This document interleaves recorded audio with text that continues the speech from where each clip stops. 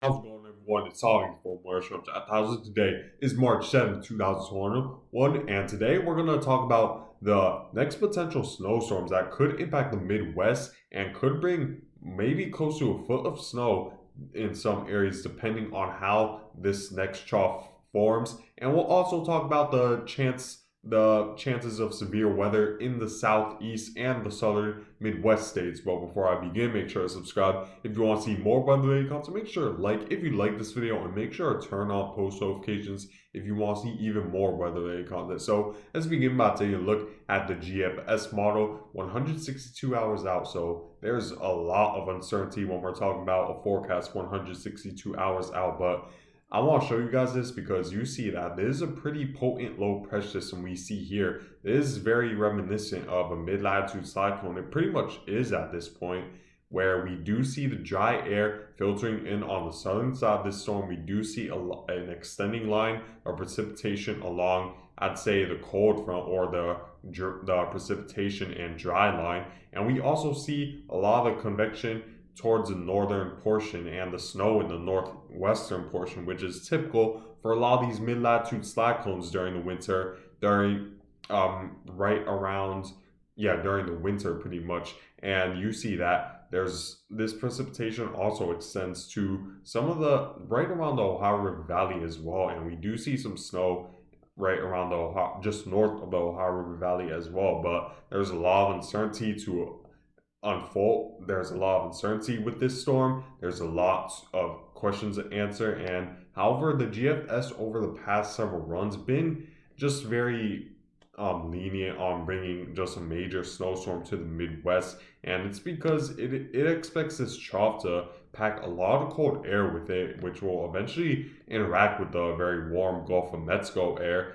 and it'll create a very unstable environment to set the stage for the next snowstorm to impact a lot of the Midwest. And as of right now, it's taking a pretty potent snowstorm, especially right around Colorado and Kansas, where we do see the heavier bands of snow and heavier snow squalls through this area as a result of how much convection is occurring in this region thanks to the unstable region. And the GFS is forecasting this trough to move up northward to impact even more states, millions of more people, and bringing a lot of heavy snow well far up north, up to the Great Lakes. Wisconsin's getting involved, Minnesota, and even Chicago a little bit is getting involved with a little bit of mixing. However, it's a stark contrast when we take a look at the European model, where if we move forward with the European model, that's around 150 hours from now, while it does expect a low pressure system to form right around the 162-hour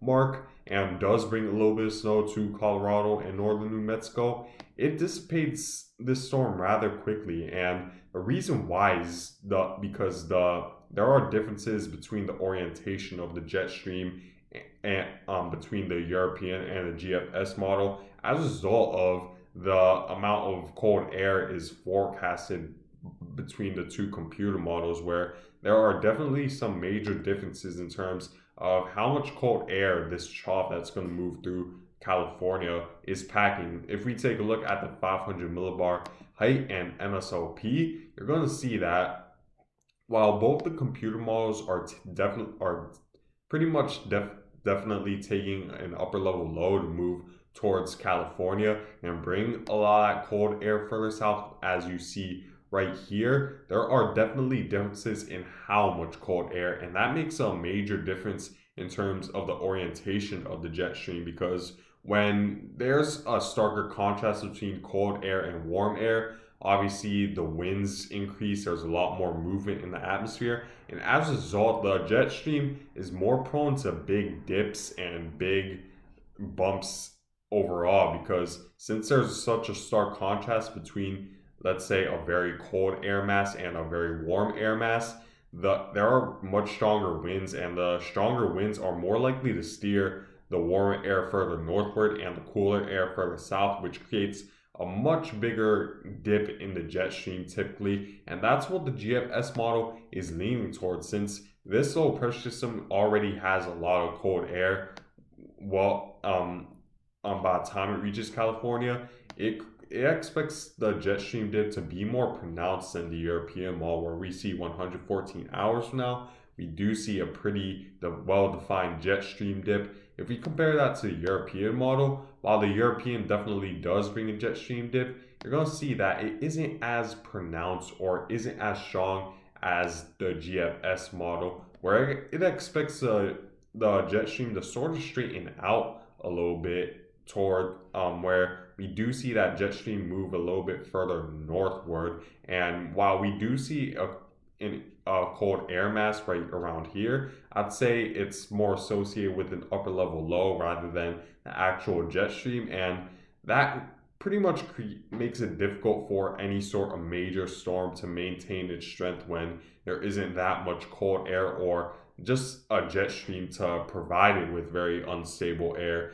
So as a result, the primary reason why the European isn't taking any major snowstorm for much of the Midwest and completely misses out entirely when it comes to bringing snow towards the Midwest states just north of Texas, New Mexico, and Colorado. But compare that to the GFS, you're going to see that the GFS model. Let me move back to the previous run because now we're getting the new run as of right now. But if we take a look at just the past run at the exact same hour, you see that the jet stream dip is a lot more pronounced, and we do see a lot more cold air in this region, and that just creates a very unstable environment. And not only that, this cold air also enhances the jet stream dip, and that shifts the jet stream from moving from primarily west to east to more of a southerly to northerly direction, which is the reason why the low pressure system is expected to move more northward in a situation where the cold air is a lot more pronounced along the western half of the United States. So it really all depends on how much cold air this initial trough is going to bring towards California. If it's more than expected, then expect a much more major snowstorm for a lot of the Midwest states.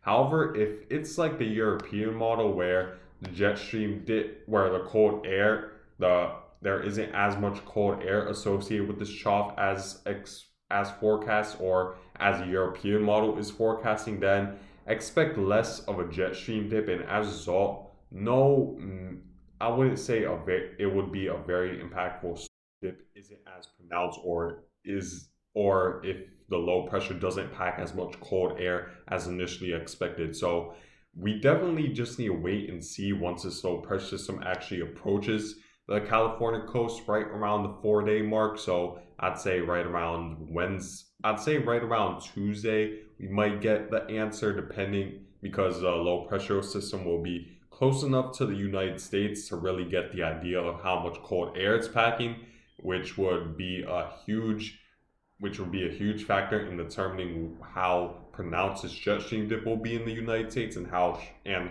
ultimately how strong the storm will be. So we just need to wait and see. However, I'd say for the most part, if we take a look at my current snowfall map, the certainty is very low, but do not misconstrue low certainty with low snowfall that you guys won't experience a major snowstorm out of this, because there's still definitely that possibility you could experience a major snowstorm in the Midwest. But what low certainty pretty much represents is that we don't really have a very reliable or a very certain forecast as the word low certainty suggests. So as a result, you should be at least aware of the possibility of a major snowstorm. However, there's still probably an equal chance that you don't really experience any snow in the areas in the very light blue, while in those in the darker blue, the certainty of snowfall increases, or at least some sort of snowstorm increases. And then obviously in the pink, it's highly certain in those regions where you guys will likely experience snowfall for the most part. So keep that in mind if you're in the pink. But for a lot of light blue, while there is certainly the possibility you could experience a major snowstorm headed into this weekend, the certainty is still low. There's still an equal chance it doesn't happen. But if this does happen, this could potentially be major, and I wouldn't be surprised if we saw up to a foot in some areas if all the ingredients play out, which is a very big if. Typically speaking, the European model is slightly more accurate than the GFS, and if we were to go by the European model's case, this would primarily only be a major snowstorm for Colorado, New Mexico, and Texas, but you certainly don't want to disregard the GFS model forecast as well, because GFS model still is a very reliable forecast model. So we just need to take both possibilities with a grain of salt. They could be a mix of both of them. It could be very close to European or GFS. Still a lot of uncertainty, and it really all depends on how much cold air that low pressure will pack once it heads into the United States. And however, let's say the European model was correct when it comes to its snowfall forecast. And keep in mind, we're are right over 7 days out forecasting the storm, or right around 7 days out. So let's say the European model was right in terms of the snowfall forecast, completely right, no small variations, just everything completely right, which is pretty much impossible to happen. But let's say it's at least around the ballpark of what the European model is saying. And if we take a look, you see that it's mainly affecting Colorado with over a foot of snow, especially in the higher elevations, and Denver is definitely getting involved as well. However, it isn't that impactful storm that's impacting millions of more people across multiple states, like the GFS model is suggesting. If we move on to the forecasted snowfall, assuming that 1 inch of rain equates 10 inches of snow, this could definitely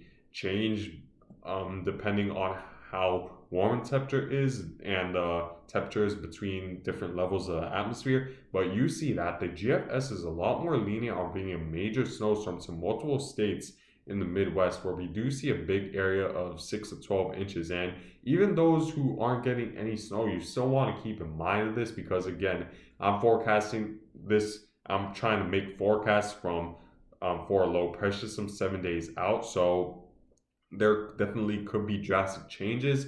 This could move a little bit further southwest eastward, or this could move a little bit more northwestward to where it impacts more of the Dakotas. So you definitely need to at least be aware of this possibility in the Midwest, and we just need to wait and see what happens. But outside of this snowstorm, we also have snowstorms that could impact the Midwest and the Rocky Mountain states more specifically in the very short term future. Let's take a look at the GFS model forecast to show you guys what exactly is going to make create this snowfall threat to the Rocky Mountain states and the Midwest. If you take a look, like I said in my previous videos, it's going to be a very quiet week for the most part, thanks to this dominating ridge. It's dry for most of the United States. However, that will change, especially for if you're closer to the Rocky Mountains and the Midwest, where we do see a little bit of snow in the higher elevations, but it isn't anything